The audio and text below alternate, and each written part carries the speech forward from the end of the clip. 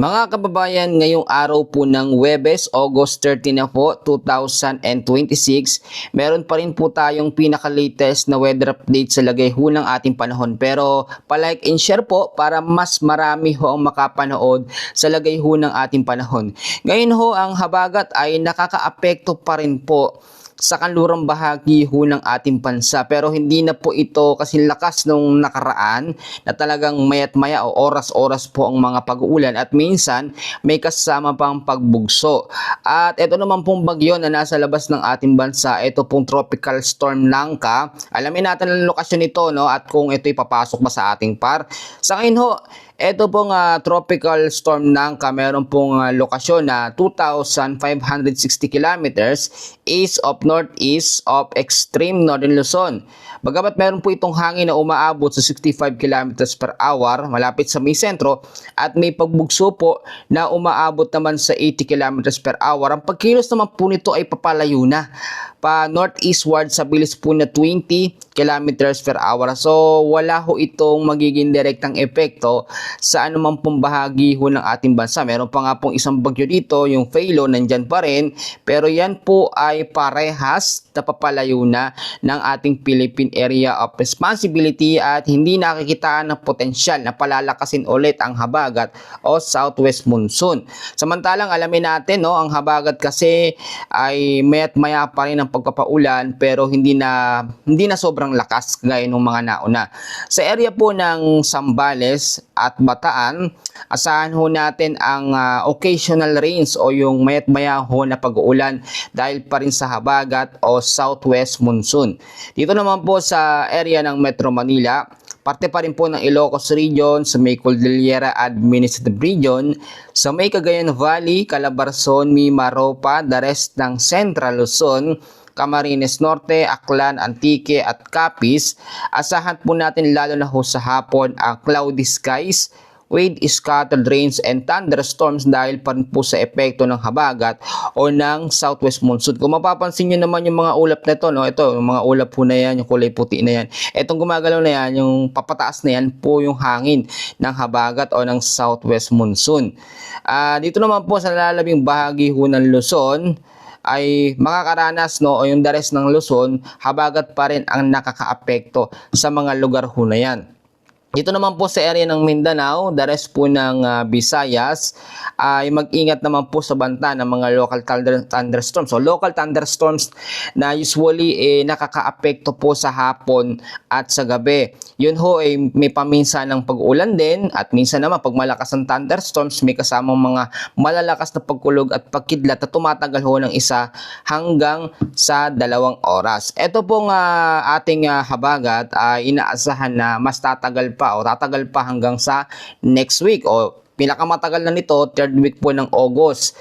Pero ito naman ay hihina ng hihina kapag walang bagyo na pumasok sa ating par sa loob po ng 5 hanggang 3 araw. Tandaan ho ninyo, ang habagat ay merong mga pagbugso din. Kaya minsan, hindi nakakapagtaka na bigla atong lumalakas, may kasamang mga malalakas na hangin. Kasi normally ho, ganito, ang habagat ay nagtataglay po ng 35 to 50 kilometers per hour na lakas ho ng hangin. Medyo mahina. Pero yung bugso naman ito, o kapag bumugso ang habagat, mas malakas pa sa signal number 1 na category ho ng bagyo. Kaya nga marami nagtatanong, bakit ganun yung habagat akala namin bagyo na talaga o malabagyo ang epekto. Parang ganun po kasi kapag may bugso ang habagat. Pero hindi naman all the time lagi bumubugso ang habagat o ang southwest monsoon. May mga pagkakataon lang talaga o may mga oras na bumubugso ito. And then ang habagat po, kapag huminto naman sa kanyang bugso at medyo nawala yung epekto, nakakaranas po tayo ng medyo mainit o may mga moist po na temperatura tayong nararamdaman o nararanasan. Dahil ang habagat po, no, ito po yung malakas na hangin o malawak na hangin na nanggagaling po sa West Philippine Sea o Indian Ocean na may kasama pong moisture. Kaya hindi nakakapagtaka ay nakakaranas tayo ng medyo mainit ho na panahon kapag nag-i-stop ang epekto ho ng habagat. Ngayon alamin natin yung mga lugar na nakataas po sa yellow warning. Actually kakaunti na lamang ito. Halos parehas lang din ng kahapon sa parte pa rin po ng Zambales, Sa may Bataan at Occidental Mindoro, meron na lamang pong 50 to 100 mm sa dami ng pag-ulan ang aasahan ho, lalo na ho sa hapon at sa gabi.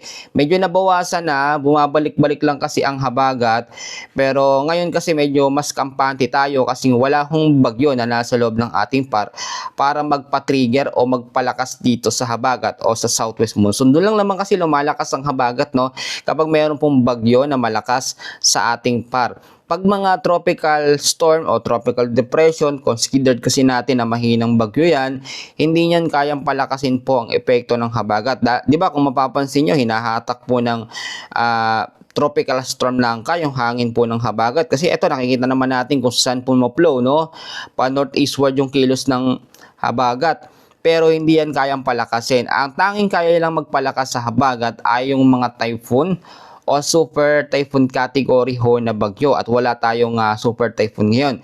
Ngayon naman po ay naglabas ang pag-asa ng tinatawag ho natin na tropical cyclone threat potential. Dito ho kasi sa may bandang silangan po, no, ng Visayas o parte ng silangang extreme northern Luzon ay may nakikita po na sama ng panahon na mabubo sa pagitan ho ng August 13 hanggang August 18. At meron pang isa mabubuo din dito sa may bandang silangan, yung may mga kumpol ng kaulapan ho dito. At sa pagitan naman ng August 19 hanggang sa 25, yung sama ng panahon ay lalapit po o banta ng LPA na medium chance ang kategorya ay papasok sa pero hindi naman nakikita na magiging malakas ho na kategorya ng mga bagyo, no?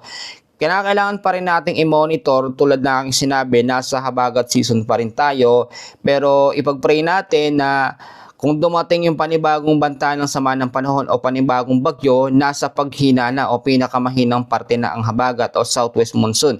Kasi kapag nasa ganitong sitwasyon pa ang habagat, tapos meron pong dumating na bagyo, uulit lamang ang senaryo, uulit lamang ang cycle, lalakas ulit ang habagat, magkakaroon ulit ng enhance o rapid intensification. Tandaan ho ninyo, ang bagyo naman na susunod na papasok sa ating ay tatawagin pong bagyong Neneng. Ngayon, saglit kong i-explain kasi maraming nalilito. Bakit daw pa iba-iba ang pangalan ng bagyo at hindi daw po alphabetically? So, merong Nangka at merong Phalo, yan, no, hindi pasok sa alphabetical na name ng bagyo natin sa Pilipinas, no, kasi dapat po N ang susunod. Yung mga pangalan ho na yan ay Lato international name. Kapag ka nasa loob naman ng ating area, meron kasi tayong pinakalinya dito, pinaka-red line. Di lang mapansin dito sa ating mapa kasi ito po galing sa zoom.earth, no? Meron tayong linya dyan. Pag nakapasok sa PAR o Philippine Area of Responsibility, doon pa lamang po yan binibigyan ng pangalan na alphabetically sa atin. Kaya ang susunod po ay ang bagyong Neneng.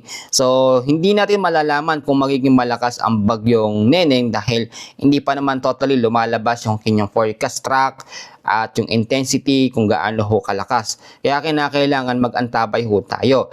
Sa ngayon, ang pangunahing weather system pa rin na nakakaapekto sa atin ay ang habagat. Pero once na mangyari ulit o talagang mawala ang habagat pansamantala, ay tatawagin natin ito na monsoon break. May break din ng monsoon break, no? O ang habagat, nagbe-break din yan, nawawala din yan. Then kapag ka nawala ang habagat, maalinsang hangin naman ang ating mararanasan na manggagaling sa may karagatang Pasipiko. At yun, yung easterlies. Pagka nasa easterlies tayo o may easterlies tayo, ang localized thunderstorms po o ang local thunderstorms ay mas aktibo po, lalo ho sa hapon at sa gabi. Kaya nga, ang sinasabi ko sa ating mga kababayan, hindi lang kasi bagyo talaga ang nagpapaulan sa ating bansa. Ang habagat talaga yung pinakamatagal na nagpapaulan at nagpapabaha. Kasi ganito, ang habagat ho, normally tumatagal ang ulan yan 5 to 7 days na tuloy-tuloy. Na-experience natin yan ng mga nakaraan. Pero ang mga bagyo, ang pagpapaulan yan, 1 hanggang 3 araw na yung pinakamatagal. Minsan nga, hindi pa nagbibigay ng ulan. Ilang bagyo na ang sunod-sunod na pumasok sa atin. Wala namang ulan na ibinigay kasi hindi nagkakaroon ng direktang pagtama. Yun po. Pero ang habagat, nai-spread out, kumakalat po. Ayun, mahangin niya. Talagang maraming mga lugar. And mostly pag habagat season po tayo o southwest monsoon o pinalakas na habagat, kanluran po ng Luzon o malaking bahagi ng Luzon ang naapektuhan ito. Pati yung kanlurang bahagi ng Visayas. Pero ang Eastern Visayas at silangan po ng Mindanao hindi masyadong naapektuhan. Kaya nga marami din nagrereklamo ng mga kababayan natin dyan sa may parting Leyte. Sinasabi, bakit sa amin sobrang init? Sana paulanin naman dito. So, pagka sobrang ulan, ay nagrereklamo tayo. Pag wala namang ulan, nagrereklamo din. So, makontento na lamang po tayo kung ano yung meron. Pagsalamat natin na safe po tayo. So, yan po muna ang ating latest na update sa lagay ng ating panahon. Maraming salamat at lagi ho kayong mag-iingat.